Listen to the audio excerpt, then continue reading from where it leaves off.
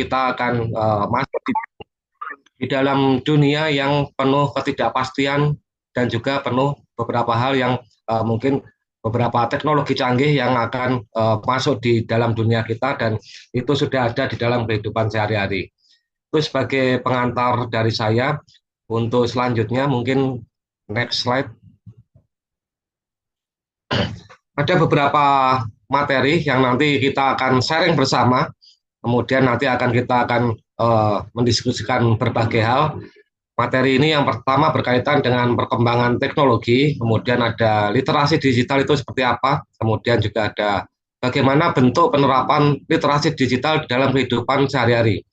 Kemudian mengapa literasi digital itu sangat penting atau berkaitan dengan manfaat dari literasi digital bagi kita semua. Ada beberapa komponen utama literasi digital yang nanti akan kita bahas sama-sama. Selanjutnya dampak disrupsi teknologi terhadap literasi digital. Kemudian juga ada bagaimana strategi meningkatkan literasi digital.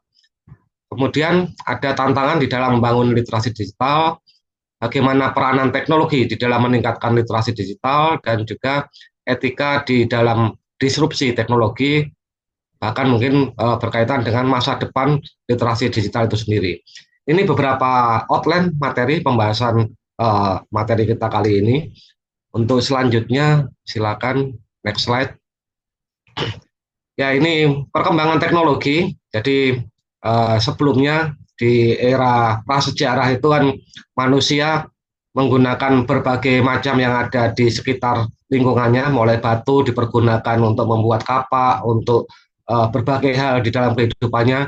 Kemudian berkembang lagi, bahkan ada tulisan yang di dalam gua-gua itu yang menunjukkan bagaimana perkembangan manusia menggunakan berbagai hal yang ada di lingkungannya. Kemudian masuk di dalam era revolusi industri pada tahun 1700-an, di situ James Watt menemukan mesin uap yang pertama kali di situ, kemudian itu merubah berkaitan dengan berbagai hal karena sudah berkaitan dengan teknologi yang mungkin masih dalam tahap sederhana. Kemudian di tahun 1800-an itu listrik ditemukan dan juga ada berkaitan dengan produksi massal maupun perakitan. Selanjutnya di tahun 1969 itu ditemukan komputer, kemudian ada peralatan elektronik sehingga juga berdampak kepada otomatisasi. Kemudian di tahun 2001 itu sudah ada sistem cyber, kemudian internet juga sudah ada, kemudian juga ada jaringan.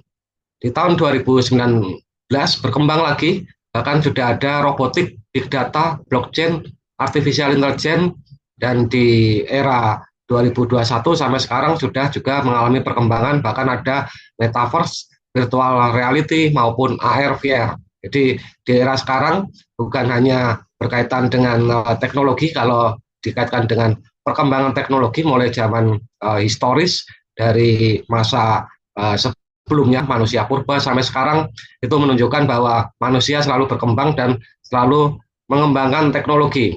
Jadi perkembangan ilmu pengetahuan, teknologi maupun komunikasi itu sudah merubah aktivitas manusia, sudah berbasis menjadi digital dan lebih inovatif. Selanjutnya, kalau kita pahami literasi digital sendiri, itu konsepnya itu dikenalkan pertama kali oleh Paul Gister tahun 97, itu yang mendefinisikan literasi digital sebagai kemampuan individu di dalam memahami informasi di dalam berbagai format dari sumber digital secara efektif dan efisien. Jadi ini ditulis oleh Gilster tahun 97 dan kalau dilihat ada rekam jejaknya di sebelah kiri itu bukunya Gilster. Mungkin Bapak Ibu kalau ingin mempelajari mengenai literasi digital atau bisa juga mungkin Pak dosen bisa menggunakan teori dari Gilster tersebut untuk pengayaan di dalam riset-risetnya.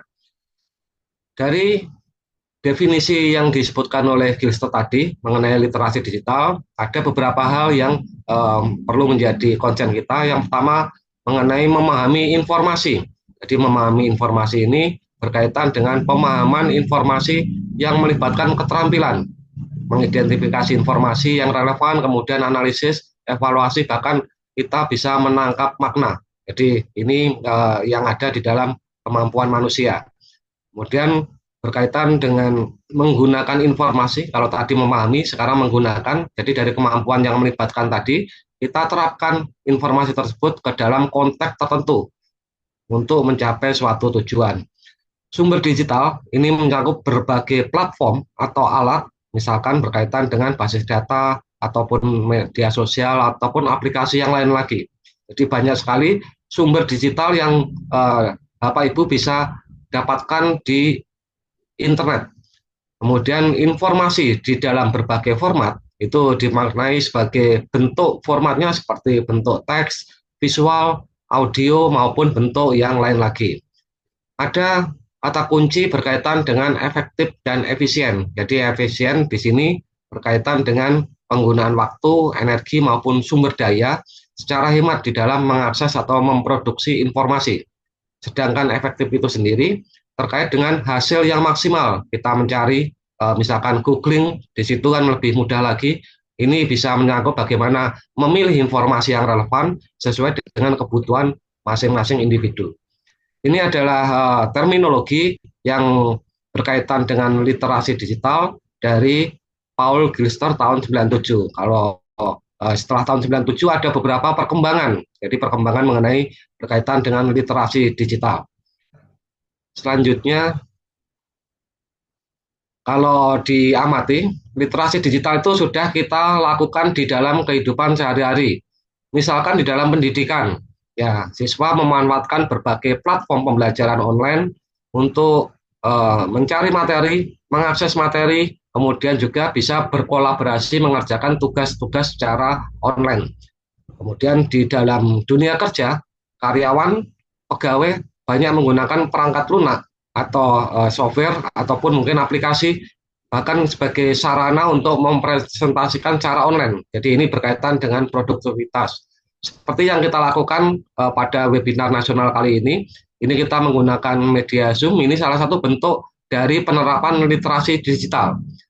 Kemudian di dalam kehidupan yang lain lagi juga kita bisa menggunakan teknologi atau aplikasi keuangan digital untuk mengelola transaksi atau menyusun anggaran. Misalkan kita menggunakan kris ataupun mungkin berbagai format dari aplikasi, misalkan seperti OVO atau yang lainnya, yaitu sebenarnya bentuk dari penerapan literasi digital. Di literasi digital itu bukan hanya teknis, tapi juga perlu melibatkan kemampuan kritis, kemampuan etis maupun adaptif di dalam penggunaannya. Selanjutnya,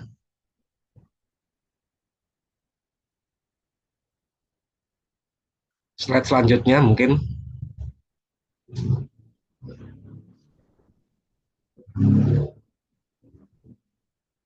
ini untuk ya ini yang perlu menjadi perhatian kita, konsen kita. Manfaat kenapa? Ya sebelumnya Mbak, sebelumnya mungkin ya di sini. Setelah ini Mbak.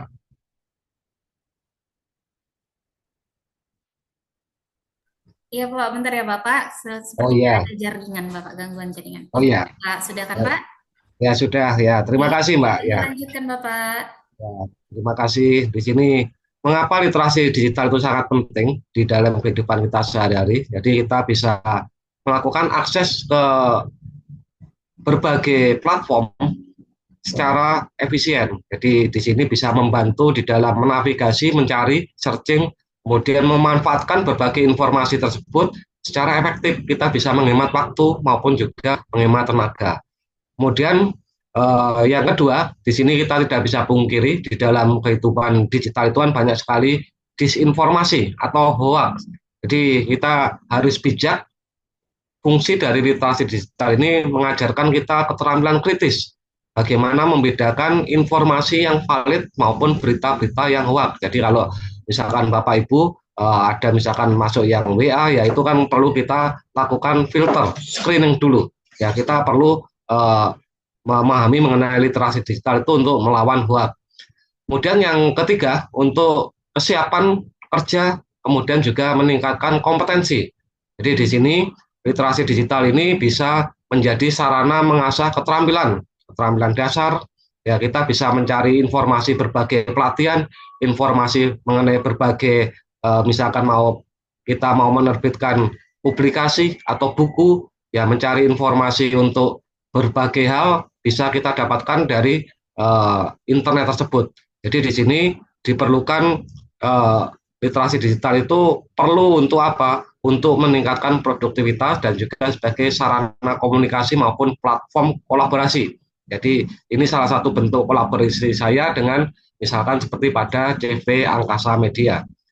Kemudian yang keempat ini meningkatkan partisipasi sosial dan demokrasi. Jadi beberapa waktu yang lalu kita sudah melakukan atau mengalami proses tahapan di dalam era demokrasi. Ya, di situ banyak sekali berita-berita yang positif, berita-berita yang negatif. Ya, ini bisa meningkatkan apa? Meningkatkan partisipasi, ikut berkontribusi, sehingga individu di dalam berpartisipasi aktif terkait juga dengan mengenai berita politik ataupun mengenai opini itu bisa dilakukan melalui media sosial, misalkan Twitter ataupun yang sekarang menjadi X ataupun Instagram atau yang lainnya, bahkan itu bisa dipergunakan untuk kampanye digital. Jadi kampanye digital bukan kandidat secara politik, tapi bisa sebagai sarana pemasaran, marketing suatu produk ataupun jasa.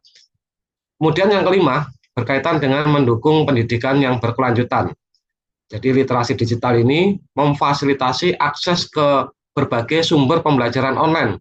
Banyak sekali sekarang mulai dari jenjang perguruan tinggi, SMA, SMP, SD, maupun pada jenjang PAUD yang sudah menggunakan platform-platform digital untuk apa? Untuk membekali siswa maupun mahasiswanya berkaitan dengan kemampuan teknologi tersebut. Jadi ada sudah berbagai kursus online, kemudian materi pelajaran bisa diperoleh secara digital, kemudian juga ada berbagai aplikasi interaktif yang dapat meningkatkan pengalaman belajar. Yang keenam, bisa mengurangi kesenjangan digital. Jadi kesenjangan digital itu berkaitan dengan apa? Berkaitan dengan masih ada beberapa hal yang tadi seperti contohnya menyebarkan hoax, yaitu mereka menggunakan informasi yang kurang tepat atau yang biasanya merugikan pihak yang lain, yaitu kita perlu filter sendiri, sehingga bagi masyarakat yang tidak mengetahui hal tersebut bisa terbawa pada berbagai informasi yang ibaratnya bersifat hoax tersebut. Jadi peran di sini mengurangi kesenjangan. Yang lainnya adalah ada beberapa daerah yang mungkin ketika kita mengakses berkaitan dengan informasi digital itu masih ada yang belum terakses dengan baik jaringan internetnya, yaitu menjadi tantangan tersendiri. Yang ketujuh, berkaitan dengan meningkatkan keamanan digital. Beberapa waktu yang lalu, situs pemerintah itu kan kita diserang oleh beberapa hacker, ya itu menjadi tren bahwa data privasi itu menjadi penting. Jadi kita harus selalu waspada berkaitan dengan keamanan online. Jangan sampai suatu saat ternyata kita ada masalah dengan pinjaman online, ya padahal kita tidak pernah melakukan pinjaman online, yaitu ternyata ada berbagai informasi yang disalahgunakan oleh orang untuk apa? Untuk berkaitan dengan keuntungan pribadi sehingga merugikan kita sendiri. Jadi ada berbagai phishing, peretasan maupun pelanggaran privasi, sehingga kita perlu melindungi data dan identitas dari kita sendiri. Kemudian yang kedelapan adalah mendorong inovasi dan kreativitas. Literasi digital ini bisa membuka peluang baru di dalam berinovasi maupun menciptakan konten-konten baru. Ya, konten yang bisa saja diupload di media sosialnya sendiri, bisa memproduksi video, bahkan sebagai bentuk tulisan di blog pribadinya atau website pribadinya. Hari ini berkaitan juga dengan apa? Berkaitan tanpa teknologi, tidak mungkin hal tersebut bisa terjadi. Jadi perlu ada inovasi maupun kreativitas, karena kalau misalkan kita tanya anak kita sekarang, banyak yang anak-anak sekarang itu lebih cenderung cita-citanya pengen menjadi konten kreator atau yang lainnya, yaitu berkaitan dengan apa? Berkaitan dengan beberapa hal teknologi yang sudah masuk kepada dunia pendidikan juga. Selanjutnya, ada beberapa komponen utama di dalam literasi digital sebagai elemen untuk membentuk kemampuan individu di dalam memahami, mengevaluasi, kemudian juga menggunakan teknologi, kemudian juga berkaitan dengan kita harus efektif dan kritis di dalam menggunakan informasi digital tersebut. Jadi ada beberapa komponen. Yang pertama kemampuan teknis. Jadi kemampuan teknis di sini kemampuan kita menggunakan hardware ataupun software perangkat lunak maupun aplikasi. Jadi misalkan Bapak Ibu sudah bisa kita pahami bisa menggunakan berbagai hal, smartphone, kemudian juga kita bisa mendownload berbagai aplikasi itu sebagai kemampuan teknis. Bahkan kita bisa mengelola file maupun akses internet.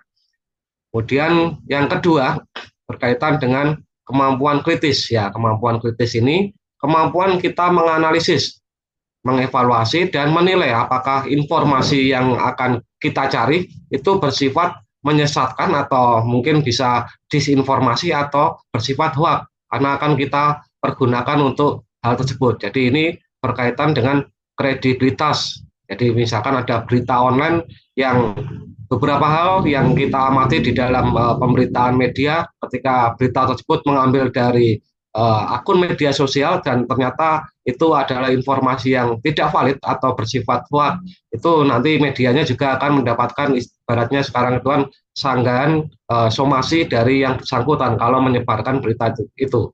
Jadi kita perlu memiliki kemampuan kritis. Kemudian kemampuan etis ini berkaitan dengan apa? Berkaitan dengan privasi. Kemudian juga hak cipta maupun berkaitan dengan penyebaran konten-konten negatif. Beberapa waktu yang lalu ada beberapa mungkin dari masyarakat atau selebgram atau yang lain yang ketika dia mengambil informasi kemudian disebarkan di dalam media sosialnya sendiri sehingga berdampak negatif, yaitu ada beberapa hal yang masuk ke dalam ranah hukum. Jadi kita perlu apa? Perlu norma maupun etika. Dan yang tidak kalah penting adalah tanggung jawab di dalam menggunakan teknologi digital. Yang keempat, kemampuan kolaborasi. Jadi bekerja sama menggunakan teknologi digital secara efektif bisa melalui berbagai platform. Misalkan Google Workspace, misalkan saya di Makassar, kemudian juga ada juga yang di Surabaya atau yang lain, ya kita bisa menggunakan aplikasi tersebut tanpa dibatasi oleh tempat maupun waktu. Jadi ini bisa menjadi sarana apa? Sarana untuk mendapatkan berkaitan dengan apa? Berkaitan dengan efektif maupun efisien tanpa dibatasi tempat atau geografis maupun waktu. Bukan hanya di Indonesia saja, tapi bisa juga sampai ke batas negara luar negeri juga. Yang kelima, kemampuan adaptif. Adaptif di sini berkaitan dengan penggunaan teknologi. Kita tidak bisa pungkiri setiap hari selalu ada aplikasi yang terbaru, ada teknologi baru yang bisa kita manfaatkan di dalam kehidupan sehari-hari. Ya, ini bagaimana cara kita menggunakan hal tersebut secara bijak. Tidak semuanya pasti akan kita pergunakan di dalam kehidupan sehari-hari. Kita perlu juga beradaptasi dengan perubahan teknologi tersebut, baik itu di tempat kerja maupun juga di lingkungan pendidikan. Ini adalah beberapa komponen utama. Selain ini masih ada beberapa komponen yang ditemukan oleh peneliti-peneliti yang lain, tetapi ini menjadi kemampuan teknis yang perlu kita pelajari berkaitan dengan apa? Berkaitan dengan literasi digital. Terima kasih. Selanjutnya, ini berkaitan dengan dampak ya. Dampak dari disrupsi teknologi. Disrupsi teknologi itu seperti gelombang dari teknologi yang sudah maju pesat sekali, kemudian terkait juga dengan literasi digital. Yang pertama berkaitan dengan peningkatan akses dan distribusi informasi. Jadi berkaitan dengan hal tersebut, apa dampak positifnya? Jadi teknologi itu bisa sebagai sarana diseminasi informasi secara cepat dan luas melalui berbagai platform, media sosial, mesin pencari yang ada di Google, sehingga memudahkan siapa saja untuk mengakses informasi dari berbagai sumber. Jadi contohnya di sini Bapak Ibu yang hadir di sini dari berbagai tempat, mulai dari Sumatera sampai Jawa, Kalimantan, ataupun Sumatera, Indonesia Timur yang lain, bisa mendapatkan informasi webinar ini kan dari berbagai platform ya, yang sudah dibuat oleh CV Angkasa Media. Ini salah satu bentuk berkaitan dengan penyebaran info secara cepat melalui platform tersebut. Kemudian juga ada dampak negatifnya. Kita tidak bisa pungkiri dampak negatifnya dari akses dan informasi tersebut. Ini berkaitan dengan banyaknya informasi, kecerdasan, perlu bijak di dalam membuat atau berkaitan juga memutuskan apakah informasi tersebut valid atau tidak. Jangan langsung kita share. Jadi kalau dulu berkaitan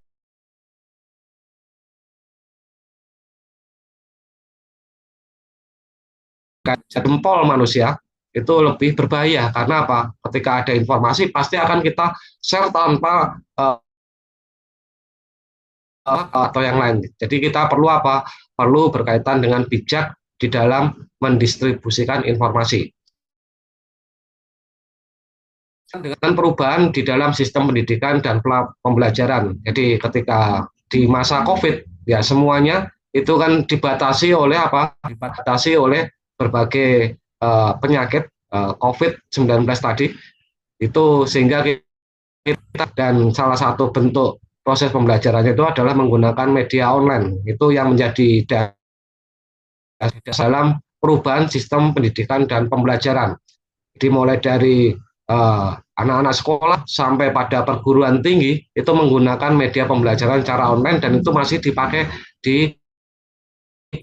Kemudian dampak positifnya ini terbuka akses pembelajaran. Banyak platform yang bisa kita pergunakan. Misalkan ada lembaga yang menggunakan LMS atau MOOC ataupun aplikasi pendidikan untuk webinar sehingga berdampak kepada peningkatan peluang belajar. Semua kalangan bisa belajar. Tidak semua individu itu punya akses yang sama terhadap perangkat teknologi dan internet. Ini adanya beberapa daerah di Indonesia itu kan beberapa daerah masih ada yang belum memiliki akses sehingga itu berdampak kepada kesenjangan digital antar kelompok yang belum terhubung dengan akses. Yang ketiga, transformasi di dalam lingkungan kerja. Jadi dampak positifnya literasi digital. Kita mengasah keterampilan. Kita kalau tidak mengasah keterampilan itu nanti kita akan tertinggal. Kita perlu beradaptasi dengan perubahan di tempat kerja, misalkan diterapkan berbagai platform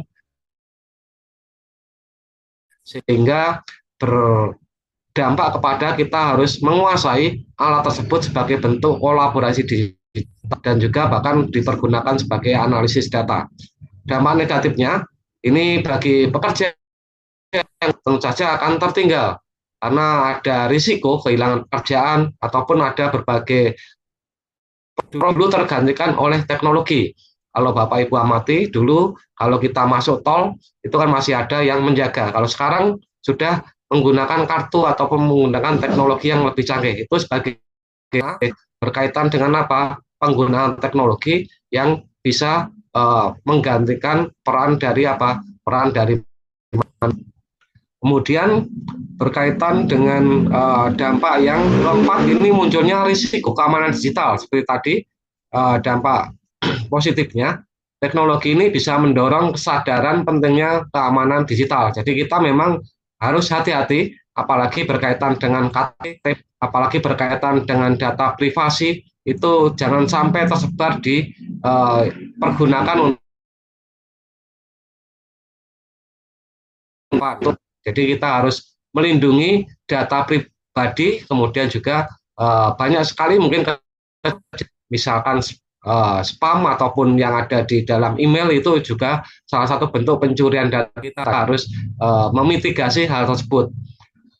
Kemudian dampak negatifnya ini bisa tercuri, berdasarkan informasi bisa teretas, kemudian juga ada berbagai malware sehingga melakukan adopsi teknologi digital itu bisa membuat kerugian bagi kita dari munculnya risiko keamanan digital. Kemudian yang kelima, ini berkaitan dengan perubahan perilaku dan juga norma sosial. Dampak positifnya, teknologi ini bisa mendorong interaksi sosial yang lebih luas di tingkat wilayah, bukan hanya di nasional, tapi bisa sudah tanpa ada batasan. Tapi sekali lagi, di sini ini berkaitan juga dengan adanya kolaborasi lintas budaya, misalkan dengan berbagai hal yang kita mungkin belum mengetahuinya juga, yaitu berkaitan dengan perubahan perilaku. Karena kita harus ketika kita berkolaborasi, bekerja sama secara virtual, itu yang diperlukan adalah kejujuran maupun integritas. Dampak negatifnya berkaitan dengan adanya perubahan perilaku dan norma sosial. Ini salah satunya ada penyalahgunaan teknologi. Misalkan fenomena mengenai cyberbullying. Jadi cyberbullying itu salah satunya berkaitan dengan mungkin kalau sapi ini banyak menggunakan perkataan ataupun banyak menyerang pribadi secara personal, bahkan akan diancam akan disebarkan pada media sosial maupun media online. Itu yang perlu kita. Kemudian ada juga ujaran kebencian dan juga ada pelanggaran etika. Pelanggaran etika ini berkaitan cita-cita. Misalkan Bapak Ibu memiliki suatu inovasi mengenai misalkan publikasi ilmiah atau yang lainnya, kemudian dimiliki orang lain, yaitu sebenarnya berkaitan dengan pelanggaran etika yang bisa kita ajukan ke ranah hukum. Jadi kita memang harus hati-hati dengan adanya perilaku maupun norma sosial yang ada saat ini. Selanjutnya, ini caranya bagaimana meningkatkan digital, baik itu yang di era sekarang, generasi Gen Z ataupun generasi yang lain, meningkatkan literasi digital ini kita perlu pendekatan yang khusus terarah. Jadi semua sekarang menggunakan berbagai media. Kalau kita pegang smartphone, ya pasti kita akan berselancar. Jadi dari situ kita perlu bagaimana meningkatkan literasi digital. Yang pertama berkaitan dengan pendidikan dan pelatihan. Salah satunya kita masuk di dalam pelatihan yang diselenggarakan oleh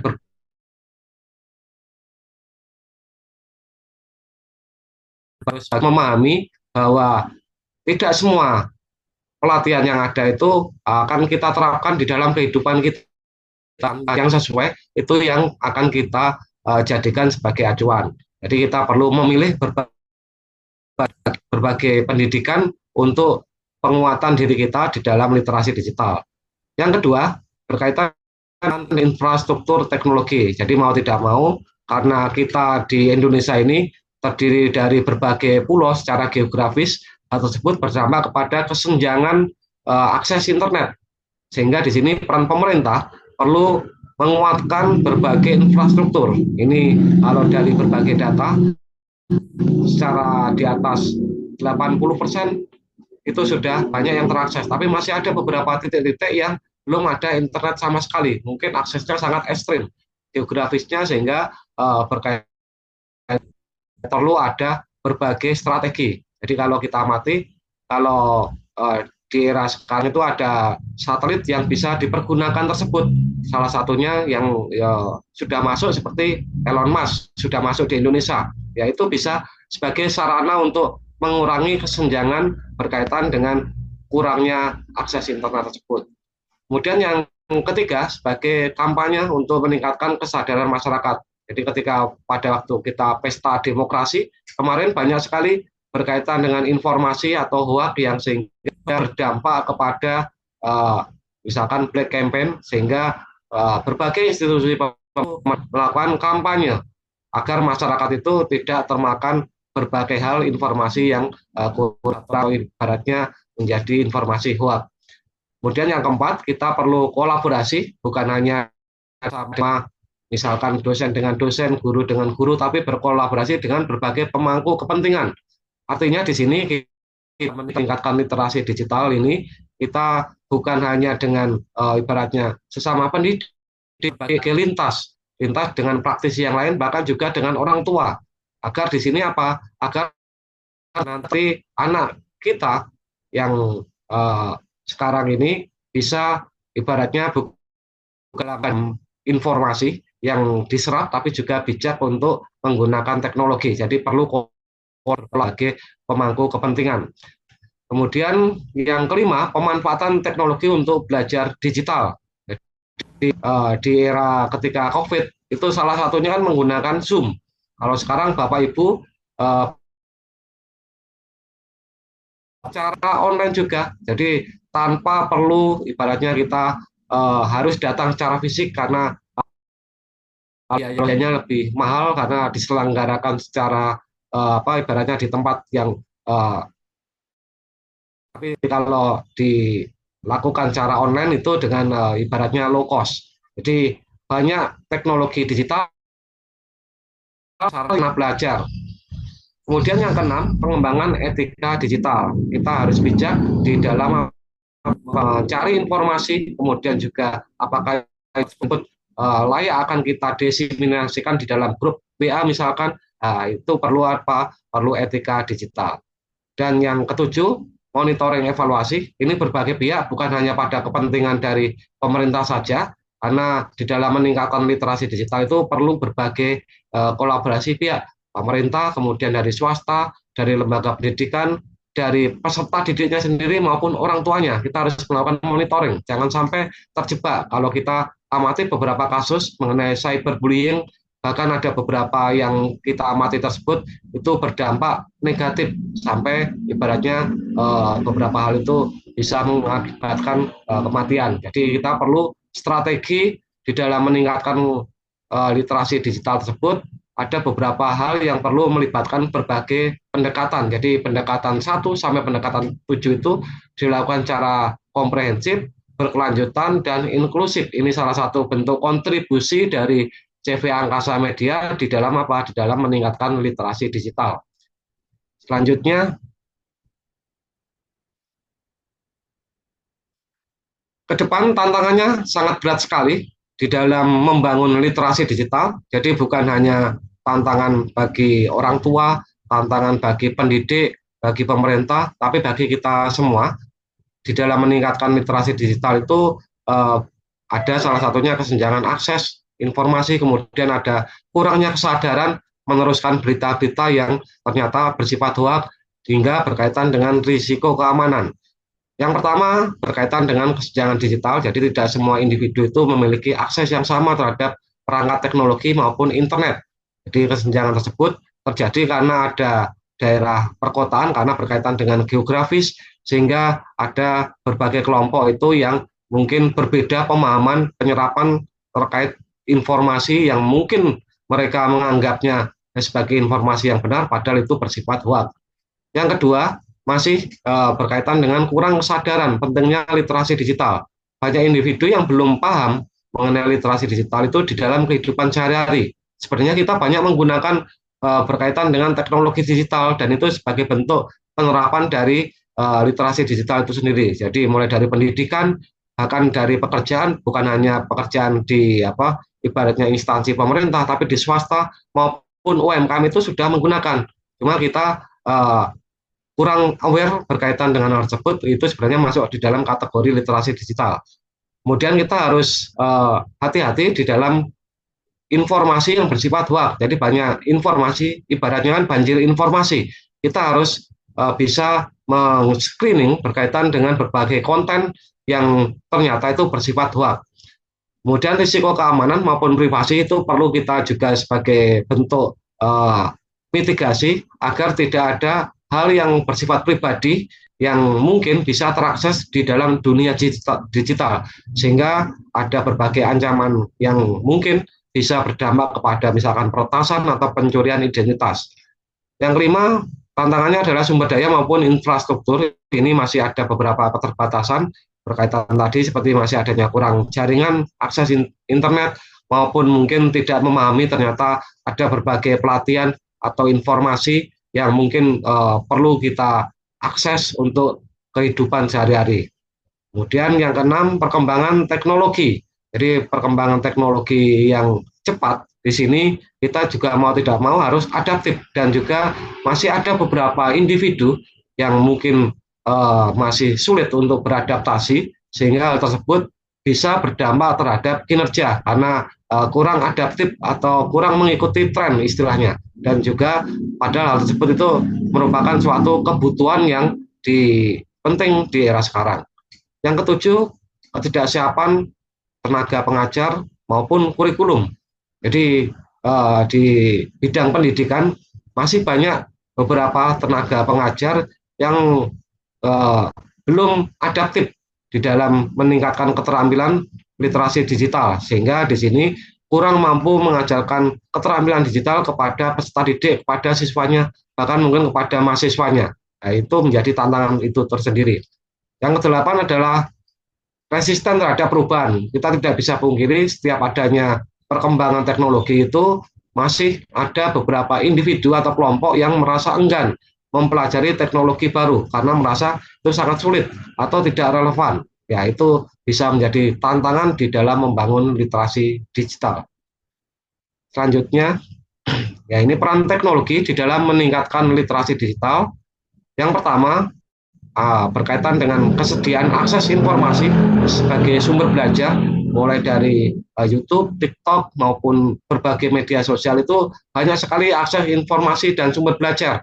Tinggal kita bisa memfilter mana yang relevan atau mana yang sesuai untuk diri kita dan dipergunakan untuk kebutuhan kita.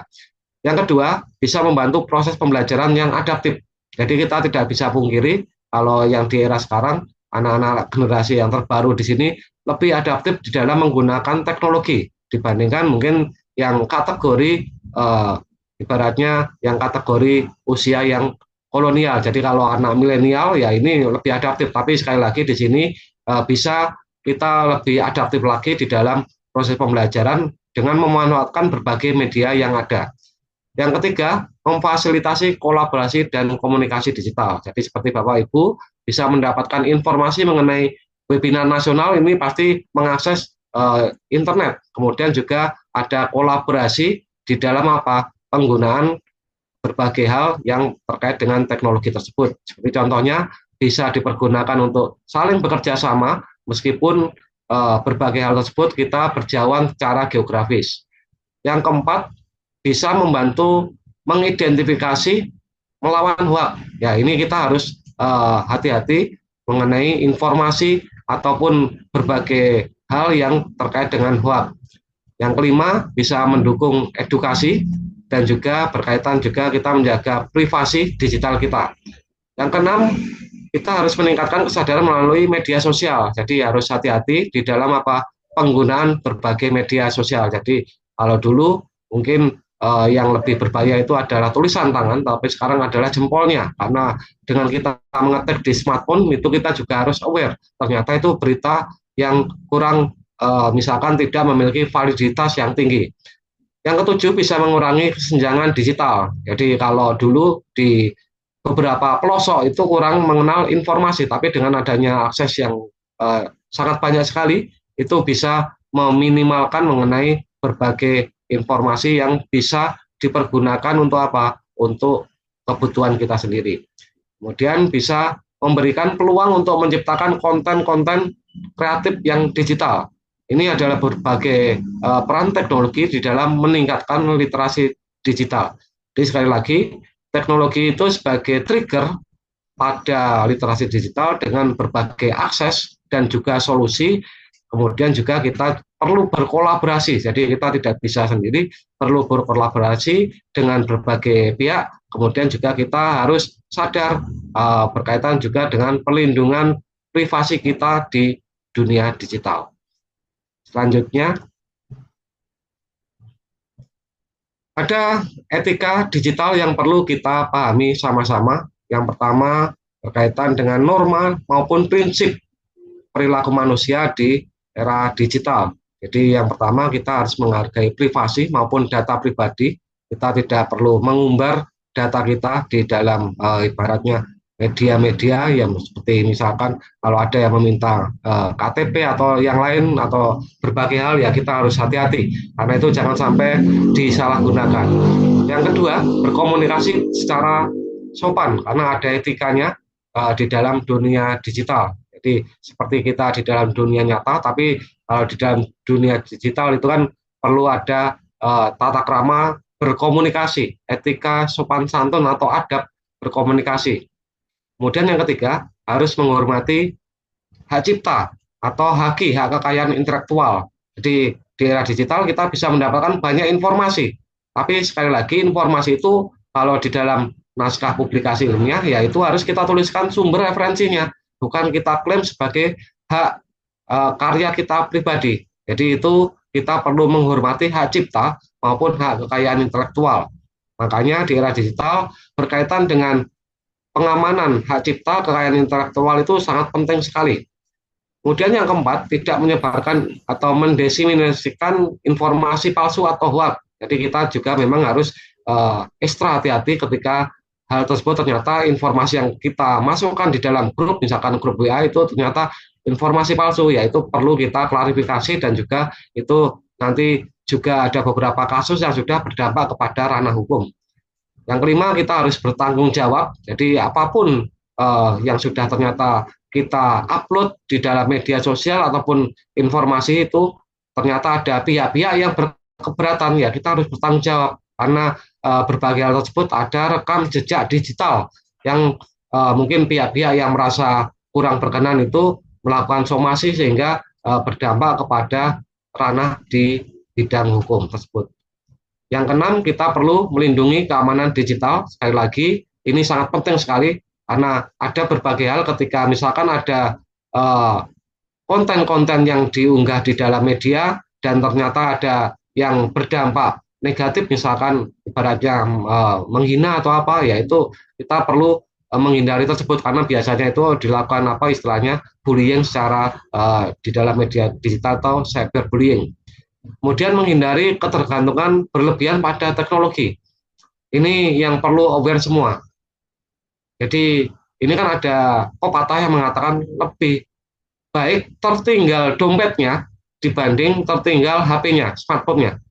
Kalau dulu kalau kita keluar rumah tertinggal dompet kita bingung setengah mati. Kalau sekarang di era sekarang itu ya mendingan tertinggal dompet daripada HP.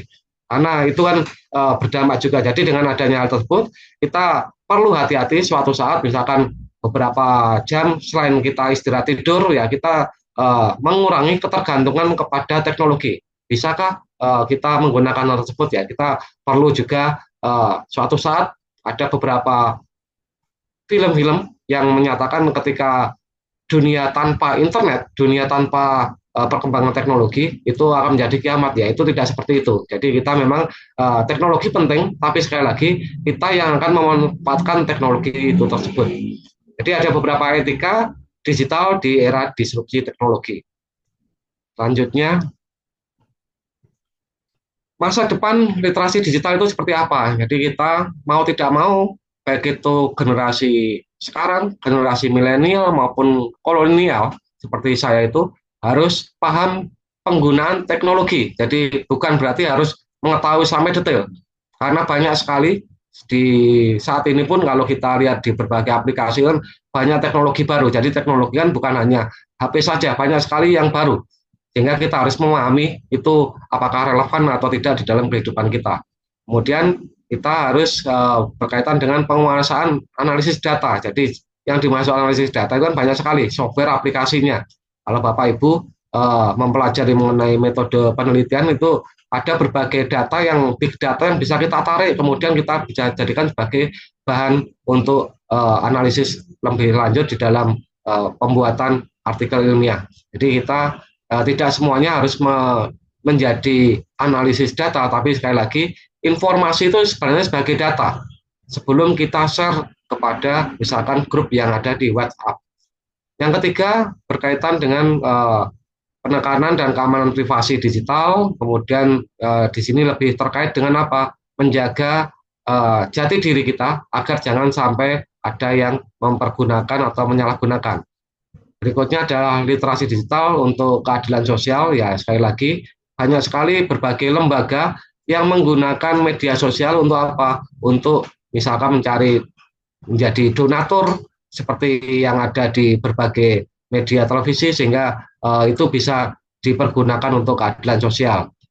Kemudian juga ada penguatan etika dan tanggung jawab digital seperti itu yang tadi berkaitan dengan keamanan privasi. Berikutnya ada mengintegrasikan teknologi dengan dunia pendidikan. Kita tidak bisa pungkiri kalau sekarang kalau Bapak Ibu misalkan mau belajar bahasa Inggris, sebenarnya lembaga pendidikan itu secara fisik, virtual itu juga sudah hadir juga. Jadi kalau Bapak Ibu bisa mengakses secara virtual, kita bisa berkomunikasi menggunakan AI juga. Jadi itu integrasi dengan teknologi pendidikan, salah satu bentuk dari literasi digital.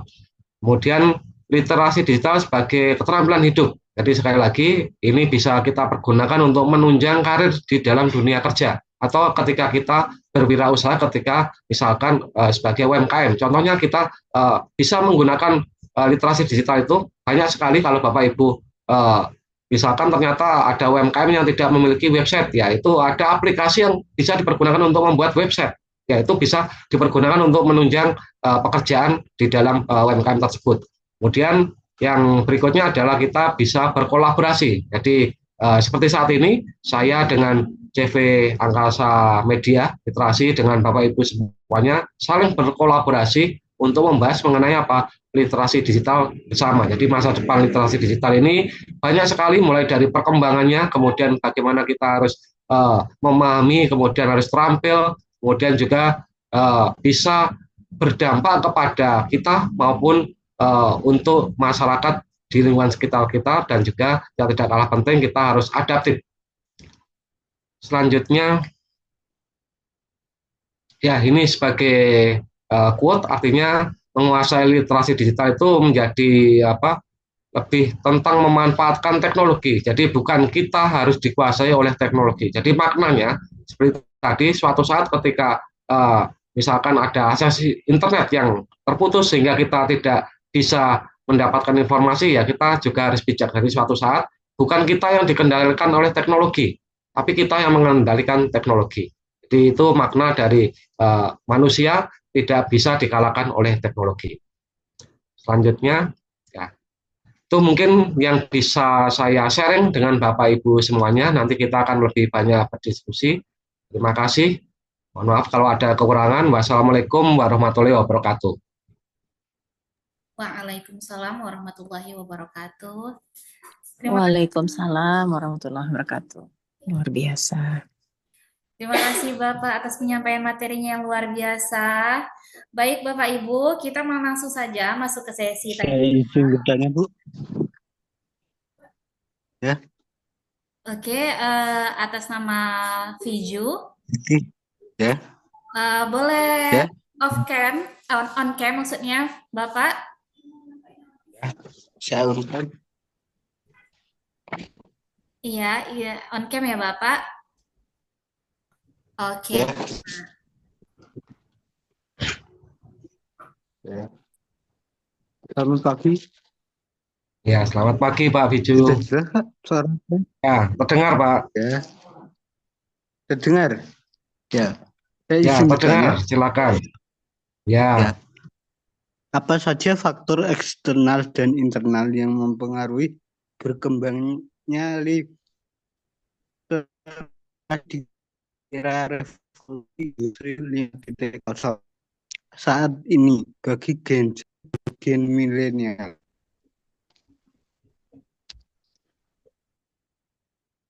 Ya.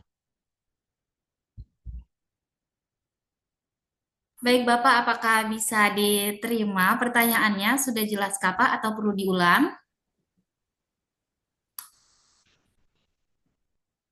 Ya, sudah jelas Mbak. Ya.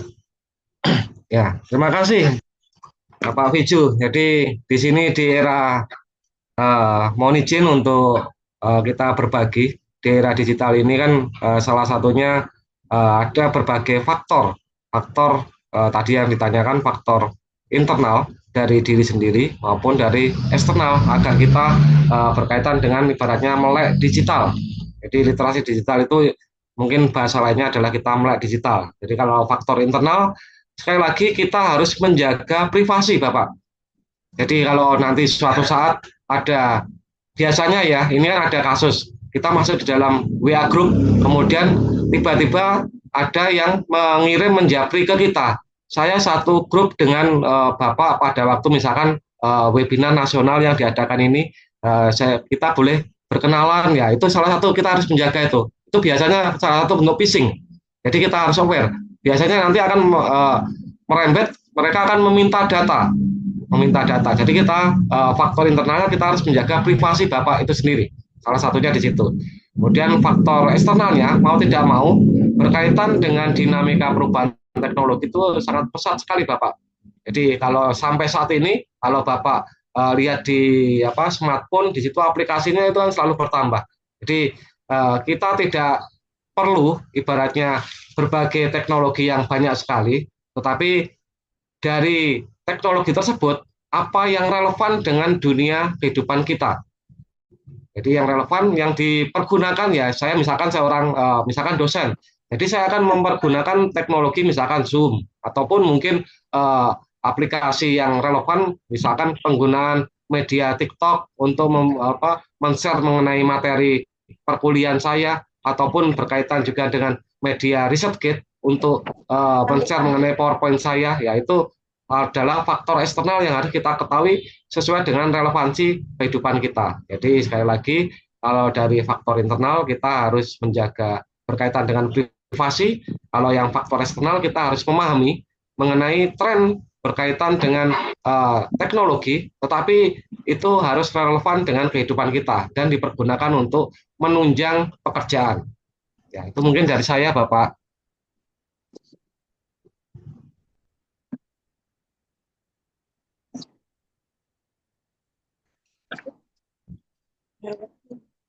Ya, terima kasih. Ya, seperti tadi, itu bukan hanya untuk genset saja, itu untuk semua kalangan. Jadi beberapa faktor yang tadi sudah saya sampaikan di dalam materi itu kan bukan hanya untuk genset, tapi semua kalangan. Untuk kalangan yang mungkin disebut sebagai generasi strawberry, maupun sampai kalangan generasi yang seperti saya, kolonial.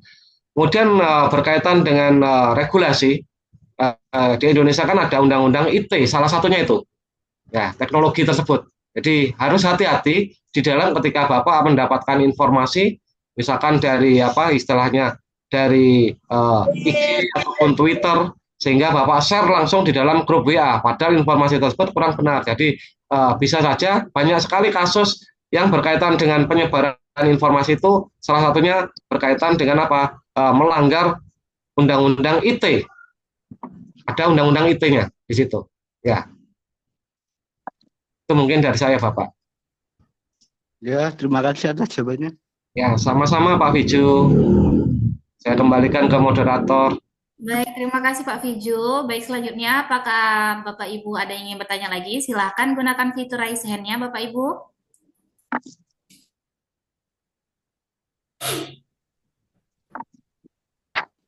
Kepada Ibu Tridila Utma. Apa? Baru juga kena. Ayo mangga. Bawa guni kosong boy.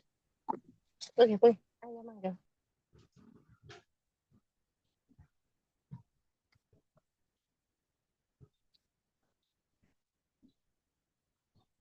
Silakan.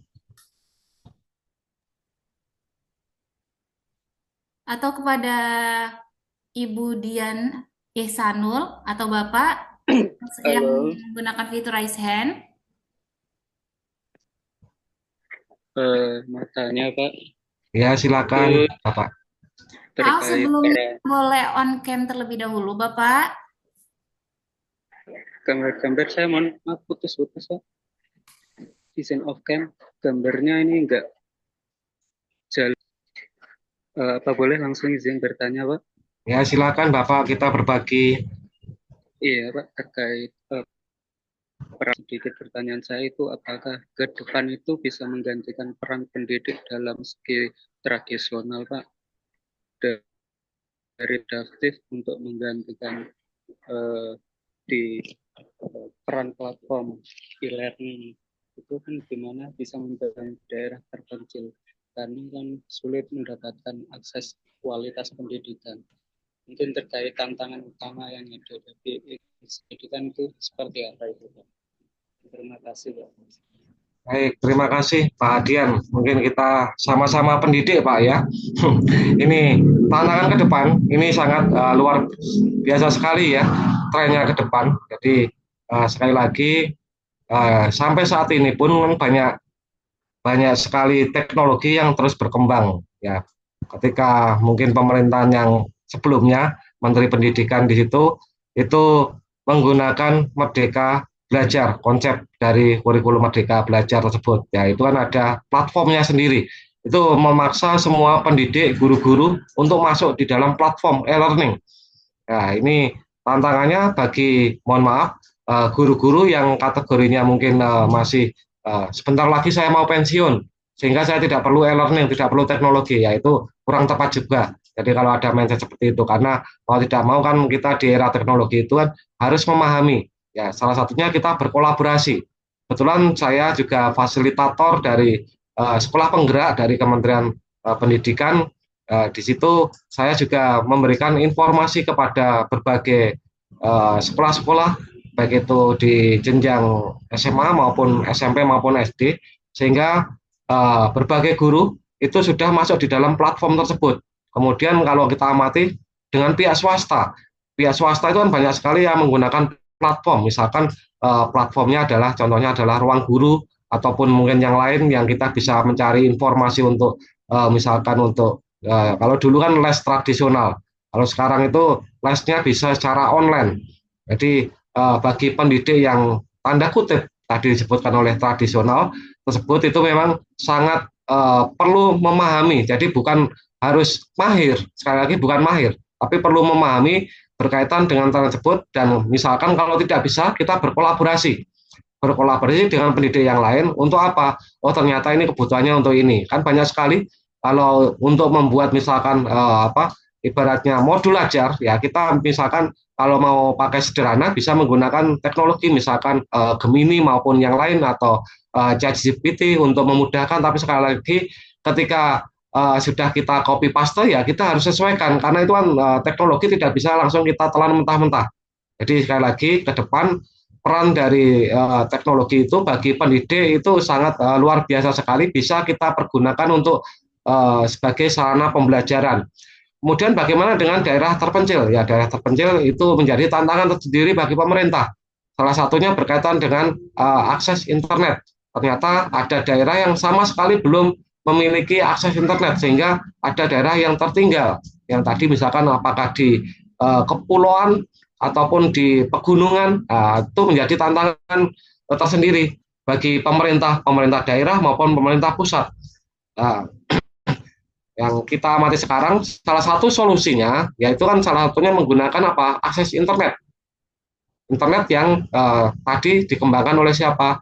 Contohnya tadi saya sebut Starlink. Jadi ada akses internet, yaitu dimanapun ya tinggal kita pasang ya sudah, tanpa perlu ibaratnya akses secara fisik, karena itu untuk Starlink itu kan memiliki biaya yang lumayan juga untuk yang di awal. Jadi itu salah satu bentuk solusi berkaitan dengan akses internet. Tapi saya rasa di pemerintahan sekarang itu fokus pada akses internet itu menjadi hal yang krusial, hal penting. Makanya salah satunya diluncurkan dengan teknologi mengenai satelit yang ada di Indonesia itu sendiri. Jadi ke depan sekali lagi Bapak Ibu pendidik, termasuk saya pendidik juga, di sini kita bukan berarti mahir, tapi kita memanfaatkan teknologi tersebut untuk apa? Untuk media pembelajaran agar anak didik kita itu bisa aware mengenai teknologi.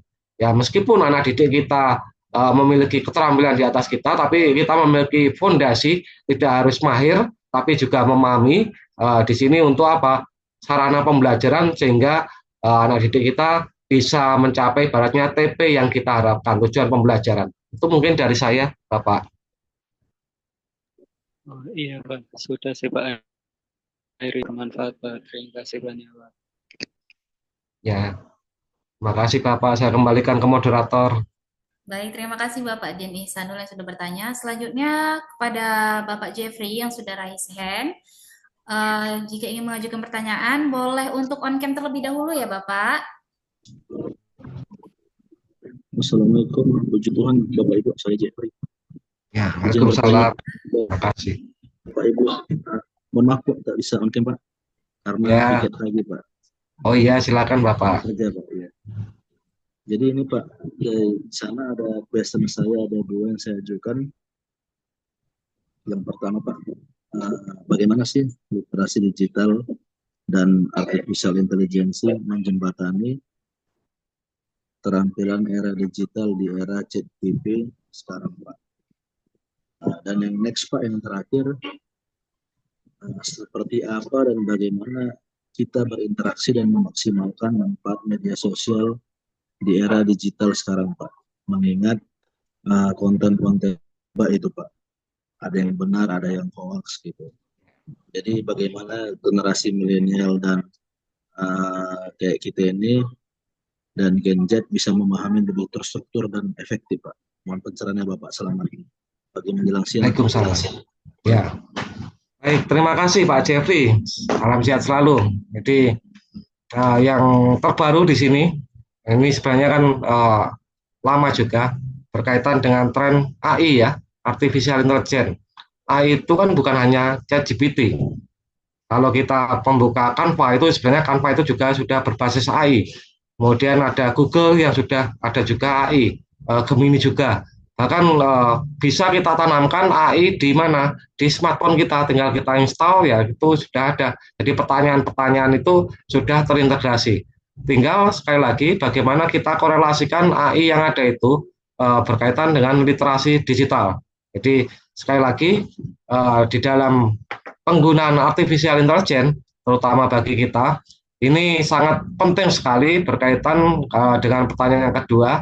Ini kita perlu memiliki etika, menjaga etika yang perlu kita ajarkan kepada misalkan kalau Bapak Jeffrey sebagai pendidik, guru maupun dosen, ya ini harus berkaitan dengan etika, menanamkan etika. Jadi sekali lagi adab di dalam berkomunikasi itu sangat penting sekali.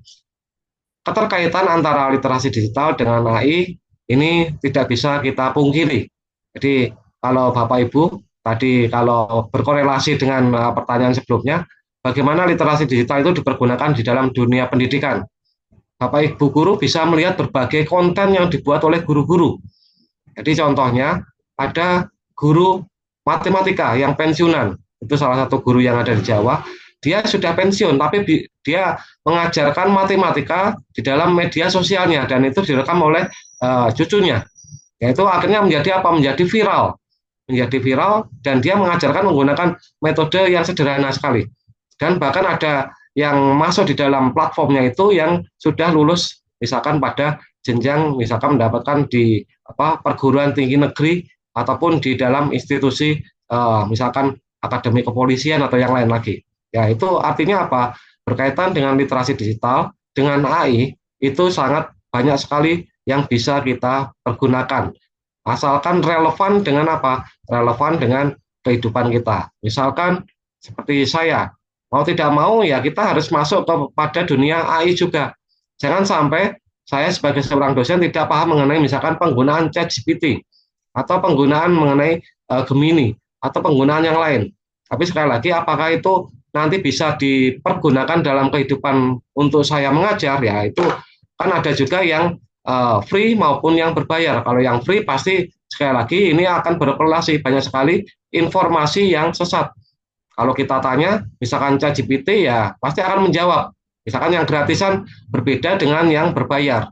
Jadi sekali lagi dengan adanya teknologi artificial intelligence itu seperti tadi UMKM mau menjual produknya di dalam misalkan tempat online, tidak memiliki website, tidak memiliki keterampilan membuat website, tetapi ternyata ada AI yang bisa dipergunakan untuk membuat website.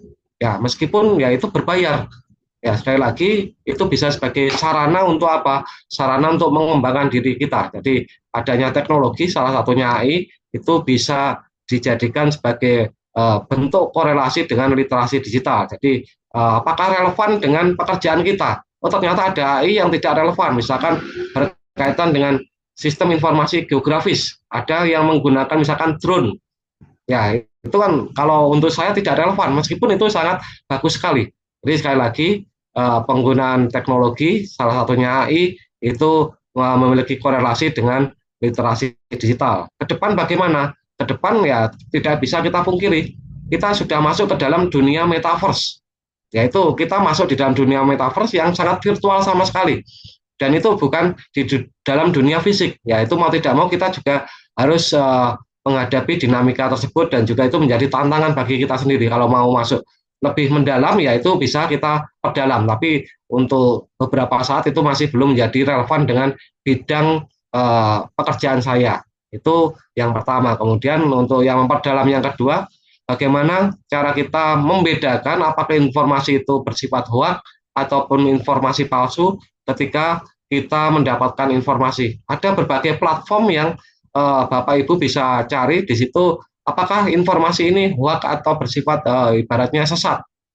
Ada platformnya tersendiri. Jadi kita memang harus berhati-hati, terutama untuk generasi kita, mungkin yang sama-sama dengan saya, Pak Jeffrey, generasi yang kolonial, generasi yang lama. Di sini kita memang harus bijak. Kita masuk di dalam grup-grup WA, kemudian ada informasi dari teman-teman yang langsung share saja. Ya itu sebenarnya kita bisa menilai karakter dari teman tersebut, apakah ini informasi ini benar atau tidak. Misalkan adanya bencana, oh ternyata tidak ada. Bencana tsunami, ternyata kita cek di BMKG, kan ada kita bisa dapatkan platform dari BMKG itu kan cepat, ternyata tidak ada tsunami. Ini ada informasi hujan deras sehingga menyebabkan banjir, tapi kita cek di BMKG tidak ada informasi itu. Ya itu sekali lagi memang kita berkaitan dengan meneruskan atau mendiseminasikan informasi itu juga kita harus bijak dan juga bukan hanya pada Gen Z saja, tapi juga pada semua kalangan. Itu mungkin dari saya. Saya kembalikan ke Terima kasih Pak moderator. pencerahannya. Sama-sama Bapak. Mohon minta satu question lagi Pak. Ini sangat penting juga Pak mengingat Oh iya, silakan. cita RI1 kita kan gitu Pak. Kita wujudkan ini bagaimana Pak minimnya literasi digital kita Pak, dan bagaimana tantangan menuju Indonesia Emas 2045. Ya. Dimulai dari PAUD, maksimalkan peluang kita wujudkan Indonesia Emas 2045 Bapak. Terima kasih. Baik, sama-sama Bapak. Kita 2024 ya, tidak lama lagi kan 2025. Indonesia Emas itu kan 2045. Saya tidak tahu apakah saya masih ada di dalam masa tersebut. Ya ini kan insya Allah ya, kita harapannya kan ada itu. Tapi sekali lagi, kita semuanya yang ada di dalam forum ini membangun literasi kepada diri kita, dengan keluarga, dengan anak, dengan misalkan istri atau suami, dengan bapak, dengan ibu, agar nanti kita bisa mewariskan berkaitan dengan hal tersebut. Literasi digital itu kita bisa mencapai generasi emas, karena kalau beberapa anak didik kita yang tersesat di dalam mendiseminasikan informasi, yaitu salah satu bentuk hal yang bertentangan juga. Karena salah satu bentuk kekerasan ini adalah salah satunya adalah bullying Bapak. Bullying, kemudian ada beberapa siswa yang mungkin ibaratnya diintimidasi melalui misalkan grup, sehingga berdampak psikologis, sehingga ada beberapa yang menyebabkan kematian. Yaitu untuk hal tersebut ya kita perlu kolaborasi dengan semua pihak, dimulai dari kita sendiri, sehingga harapannya kita dengan menanamkan kesadaran pentingnya literasi digital, ya seperti contohnya tetap saya kenalkan kepada anak saya mengenai ChatGPT itu seperti apa, tetapi harus hati-hati penggunaannya, jangan langsung asal copy paste sehingga diklaim menjadi hak milik pribadi. Karena apa? Ada aturan mengenai hak cipta. Jadi dengan kita menanamkan pada diri sendiri dulu, kemudian menanamkan pada lingkungan yang terdekat, kemudian kita menanamkan pada berbagai lingkungan yang ada di sekitar kita, misalkan tetangga atau yang lain, sehingga kita memang bijak di dalam hal tersebut. Jadi misalkan kalau ada saya rasa di dalam yang ikut di sini kan pasti memiliki WA group, ya itu kita bisa menilai apakah informasi yang di-share oleh teman itu sesat atau tidak. Kita harus bisa menilai. Jadi itu bisa kita nilai, ternyata ini bisa kita counter juga, ini kurang tepat karena ini informasi yang lain itu tidak seperti ini. Ya itu salah satunya diri kita sendiri, dari keluarga, dari lingkungan kita, dan juga nanti insya Allah berdampak kepada masyarakat.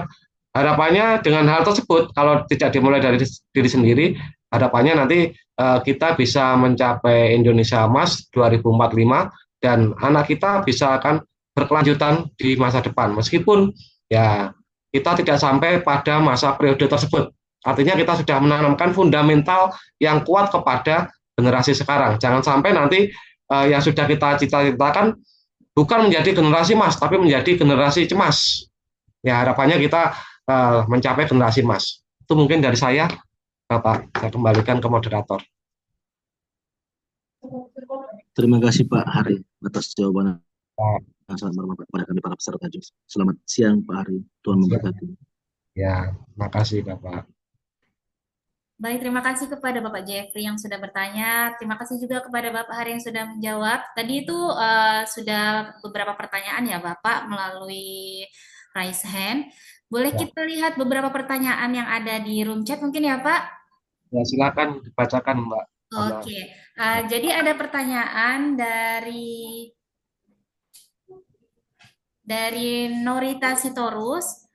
Bagaimana pengaruh artificial intelligence AI terhadap digital literasi dan pemanfaatan artificial intelligence AI sebagai asisten guru dalam peningkatan literasi digital di era 4.0? Ya, terima kasih. Jadi era sekarang itu kan trennya AI ya, artificial intelligence. Jadi artinya peran dari AI kalau tadi eh, dipergunakan di dalam dunia kependidikan, terus terang saya juga sudah juga membuat, saya bukan dari bidang ilmu informatika, tapi saya juga pendidik juga, saya dosen.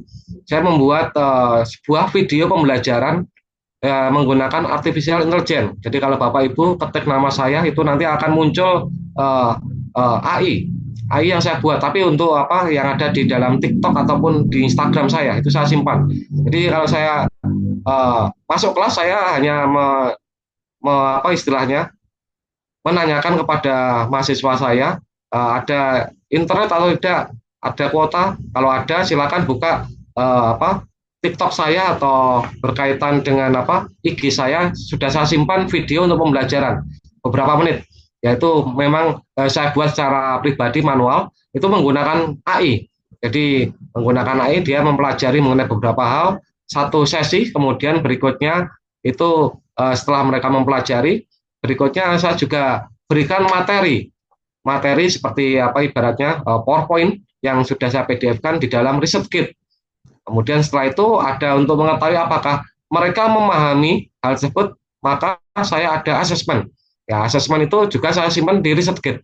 Jadi penggunaan teknologi itu memudahkan saya. Bahkan biasanya di dalam kelas kalau misalkan ternyata listrik mati, kita sudah memiliki teknologi yang sangat canggih sekali. Listrik mati, kita sedang baru proses awal kuliah, tidak mungkin akan kita hentikan. Ya, salah satunya itu saya menggunakan hal tersebut. Jadi penggunaan AI di sini bisa kita pergunakan untuk apa? Untuk media pembelajaran di dalam kependidikan. Jadi bisa sebagai sarana diseminasi dari berkaitan dengan hal tersebut. Kemudian penggunaan AI sebagai asisten guru bisakah? Bisa saja. Karena tidak bisa kita pungkiri, bahkan sudah ada berbagai lembaga yang menggunakan apa? Hologram. Kalau di India itu asisten guru itu menggunakan robot. Dan di beberapa negara yang ada di apa Korea maupun di Jepang itu sudah asisten gurunya menggunakan robot. Jadi gurunya berkaitan dengan apa? Berkaitan dengan dampak yang dia buat dari hal tersebut. Jadi bukan hanya pada bidang pendidikan, sudah merambah ke berbagai bidang sekali lagi. Nah, sekali lagi kita juga harus bijak penggunaan tersebut apakah relevan dengan kehidupan kita, dengan pekerjaan kita. Jadi memang ada pengaruhnya berkaitan dengan AI, dengan digital literasi maupun juga untuk asisten guru. Nah, sekarang bukan hanya untuk asisten guru, kan ada pekerjaan namanya asisten virtual. Nah, asisten virtual itu kan sedang trennya, bahkan ada sertifikasinya di situ. Jadi sekali lagi kita bukan hanya terampil saja, kalau perlu kita dilakukan sertifikasi. Sertifikasi yang dilakukan oleh lembaga resmi. Jadi sangat berdampak sekali dengan kehidupan kita ke depan. Itu mungkin dari saya, Mbak. Sama-sama. Saya kembalikan ke moderator. Baik, terima kasih Bapak. Bagaimana Ibu? Apakah bisa diterima jawabannya? Ibu Norita Sitorus, apakah masih ada di dalam Zoom ini? Ada tadi kayaknya sudah membalas di grup chat. Oke.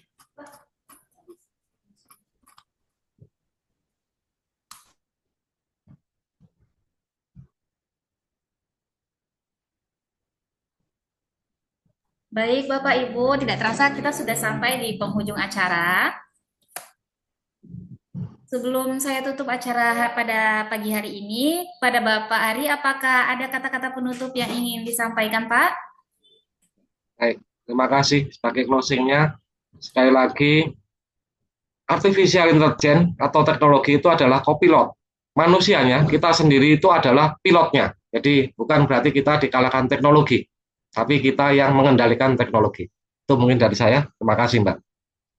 Oke, baik Bapak. Terima kasih Bapak. Kepada Bapak Ibu, jangan lupa untuk mengisi link absensi yang sudah di-share di room chat. Oke, baik. Selanjutnya kita masuk ke sesi dokumentasi terlebih dahulu. Mohon untuk mengaktifkan kameranya, Bapak Ibu.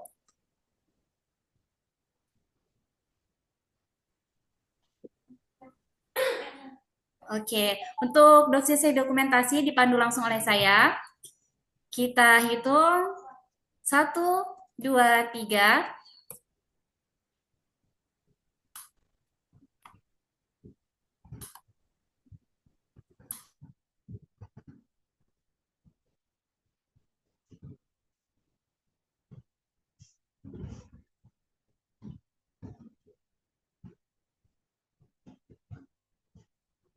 Oke, baik. Sekali lagi, mohon aktifkan kameranya ya Pak, Bu. Kita masuk slide kedua. Baik. 1, 2, 3.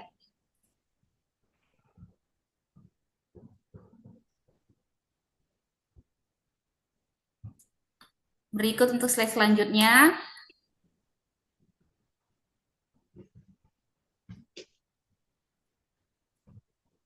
Baik, mohon untuk membuka kameranya. 1, 2, 3.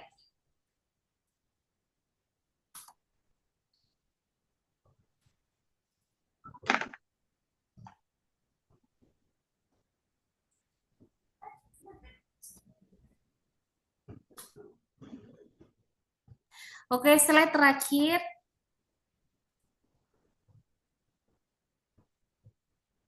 Satu, dua, tiga.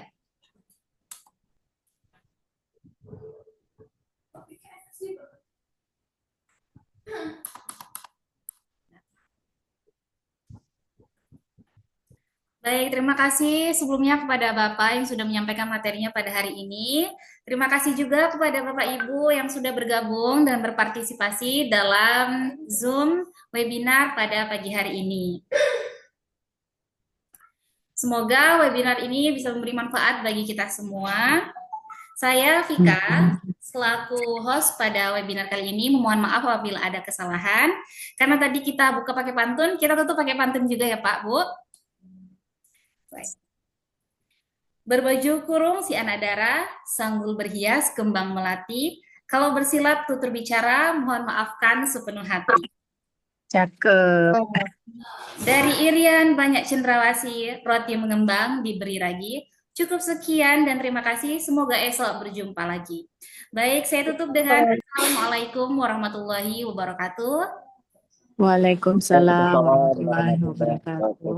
Sukses selalu. Terima kasih Bapak Pemateri. Luar biasa materi hari. Terima kasih Bapak. Terima kasih Bapak Ibu. Terima kasih Akasa Media Literasi. Semoga sukses. Terima kasih Bapak atas materinya. Sama-sama, Bu. Terima kasih. Izin live dulu. Iya, sudah diperbolehkan untuk meninggalkan ruang Zoom. Jangan lupa sekali lagi untuk mengisi link absensi ya Pak, Bu. Untuk sertifikatnya akan diinformasikan selanjutnya di grup, mungkin akan dikirim melalui email.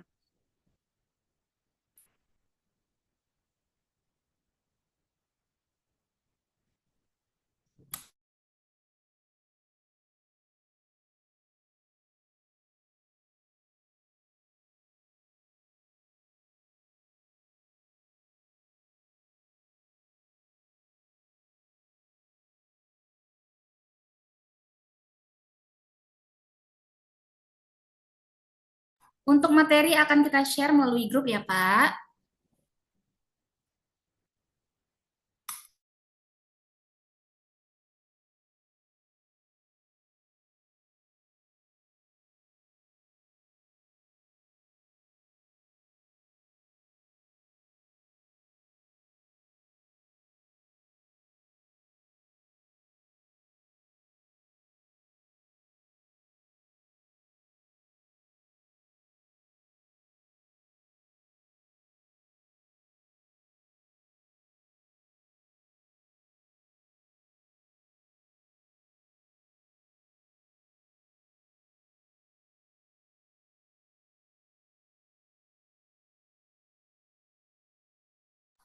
Baik Bapak Ibu, untuk materi bisa di-download nanti melalui grup. Silahkan bergabung terlebih dahulu. Link grup sudah tersedia dari link absensi. Jadi silakan absensi terlebih dahulu, kemudian masuk ke grup.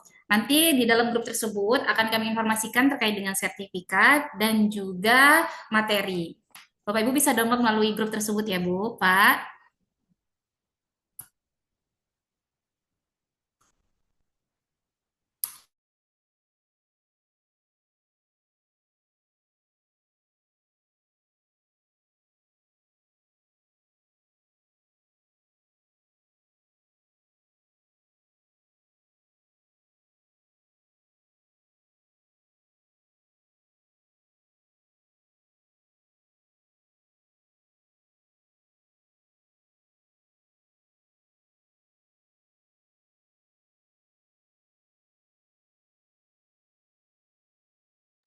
Baik Bapak Ibu, sudah diperbolehkan untuk meninggalkan ruang Zoom.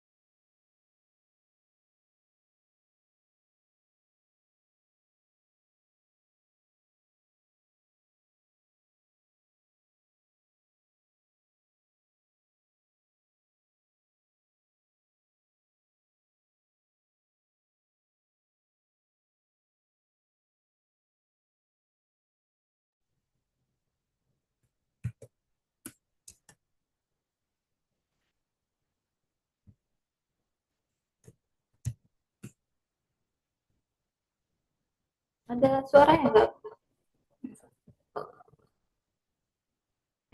Aku matikan suara.